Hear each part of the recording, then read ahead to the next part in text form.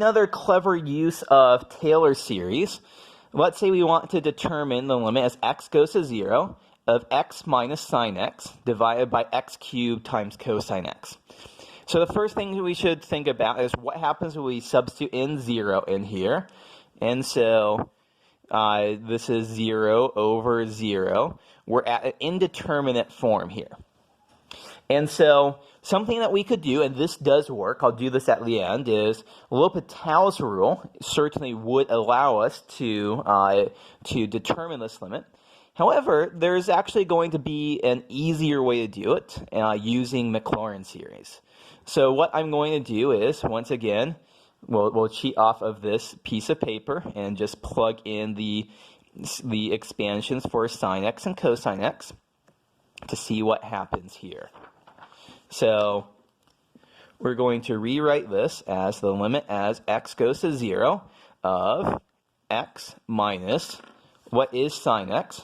We're going to replace sine x with this right here.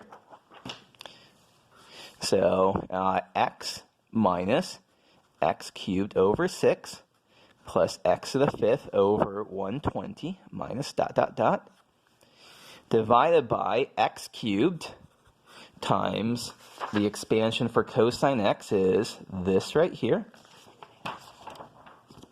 So 1 minus x squared over 2 plus x to the 4th divided by 24 minus x to the 6th divided by 720 plus dot dot dot.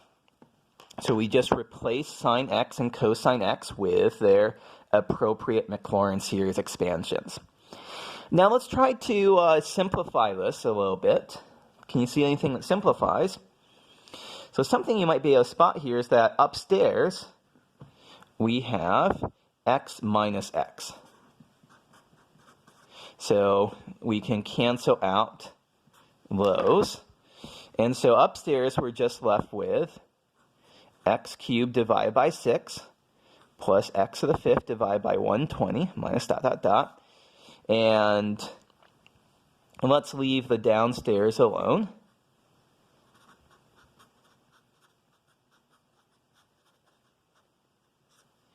And now let's factor out. Note that each of the terms up here is going to be some multiple of x cubed. So let's factor out x cubed times 1/6 plus x squared divided by 120. Sorry. What mistake did I make here? I forgot to distribute out this minus sign. So minus, minus, that should be a plus, that should be a plus. And why do we pull out this factor x cubed? So we can cancel out with the factor of x cubed downstairs. So after we do all of this,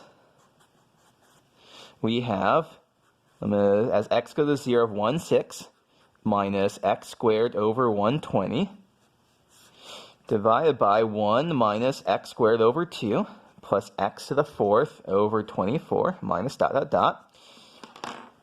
And so now we got rid of x cubes on top and bottom. Now we can plug in 0 here. So we end up with 1/6 minus 0 plus 0 minus 0 plus 0. Everything else has x in that, so those are going to be 0. Divided by 1 minus 0 plus 0 minus 0 plus 0, divided by lots of 1s.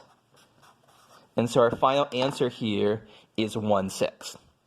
So using our Taylor expansion or Maclaurin expansions, this gives us an alternative way to evaluate series, just for purposes of comparison to show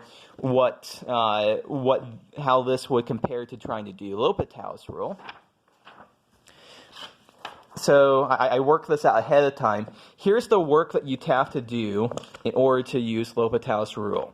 So going from here to here, L'Hopital's rule, take derivatives of top and bottom, and you end up with this. And now you still have a 0 over 0 indeterminate form. So you have to use L'Hopital's rule again, take derivatives of top and bottom, and end up here.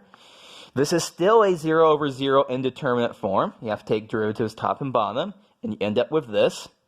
And now finally, when you plug in x is equal to 0 at this point, you don't get 0 over 0. You finally end up with 1, 6. So I can assure you this would take far longer.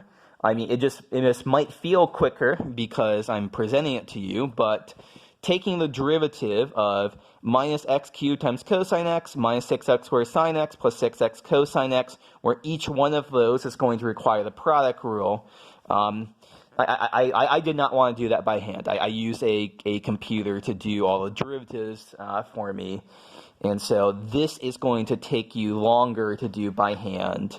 Then this is relatively short. And, I was showing every step here because it's the first time we did it where steps here were being glossed over. So that's a kind of fun application here of our series expansions.